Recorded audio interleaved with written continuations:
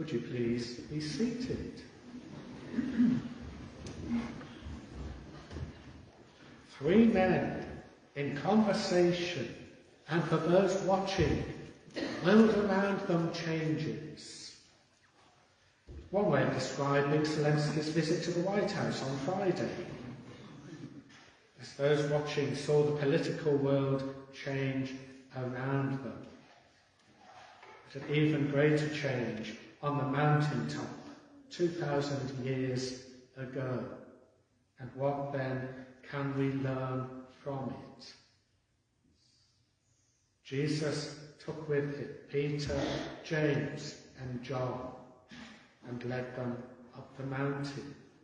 They had been chosen, as indeed all the disciples had been chosen, but they were to learn that being chosen doesn't mean life will be easy.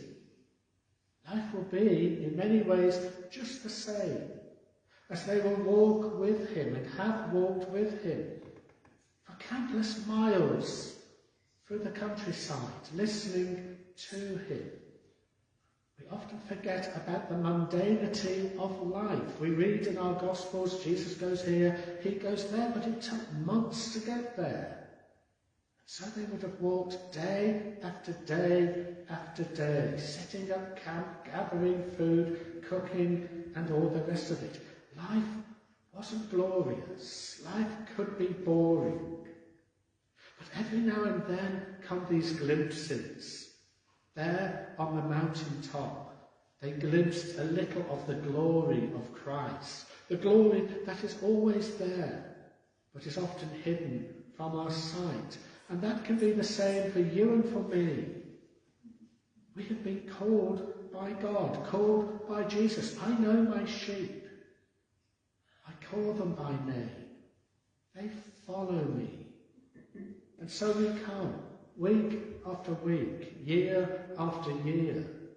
And our worship can become just the same. But now and then there are glimpses of that glory shines out. It might be we too are on a mountaintop or a seashore, or we hear a piece of music or an artwork jumps out at us. Those moments that suddenly we know. And those moments are given us to equip us and strengthen us for the rest of the journey. So when life does get mundane and boring or difficult or stressful, we can bring those memories back.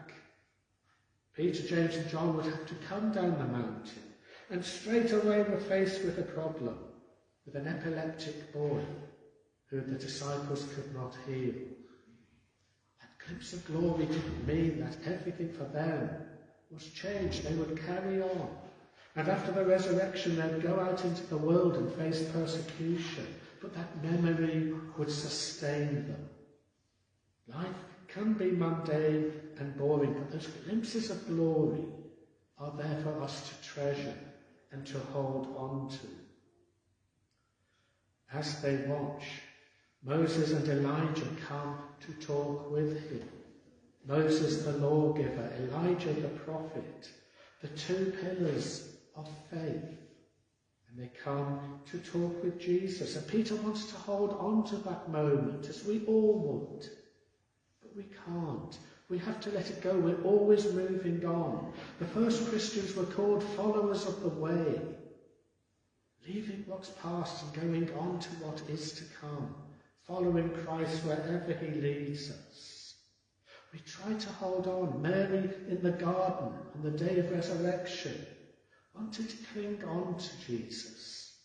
Stop clinging to me, he said, but go and tell the others that I've risen. We have to come down from our mountaintops and go and tell others too. Go and tell them the good news. The cloud overshadowed them, and from the cloud the voice, "This is my son, my chosen." Listen to him. That same voice had come at his baptism. "This is my son, my beloved. In him I am well pleased."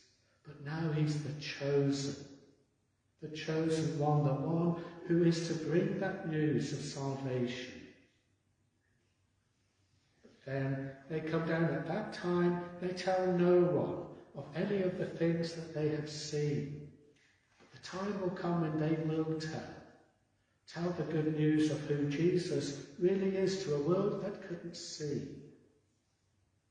Friday showed us the world needs to hear that good news of Christ in a world full of tribulation, politically, economically, and spiritually. But the glory of God is there, and you and I are sent into that world to tell that same message of the glory of Christ, that he is God's Son, God's chosen, and all the competing voices crying out in our world. The message comes, listen to him. Turn away from the other voices crying out in all sorts of directions, and listen to him. Listen to him who says that he comes to bring good news, that he comes that through him the world might be saved, that he comes so that we might have peace and rest in him. Come to me, and I will give you rest, and behold, I am with you always, even to the end of the age. The world may seem a darker and more difficult place as we hear of wars and rumours of wars, a ceasefire apparently still going on in Gaza. Ukraine still struggles for its freedom, and there are many other conflicts overlooked by us all, and people in this country, as in every country, are struggling.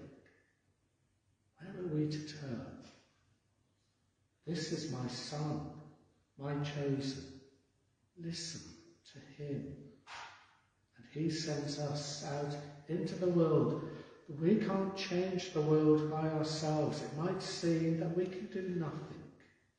But little by little, by acts of love, of kindness, by who we are, what we do, what we say, how we do it, the world can be changed into the likeness of God's glory and God's love.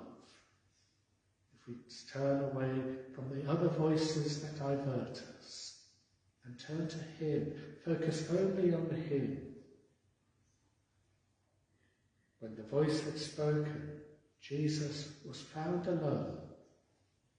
All for Jesus, all for him. This is my Son, my chosen. Listen to him. Amen. So let us stand and declare our faith in God. The words of the Creed on page 6 of our service books. We believe in God the Father, from whom every family in heaven and on earth is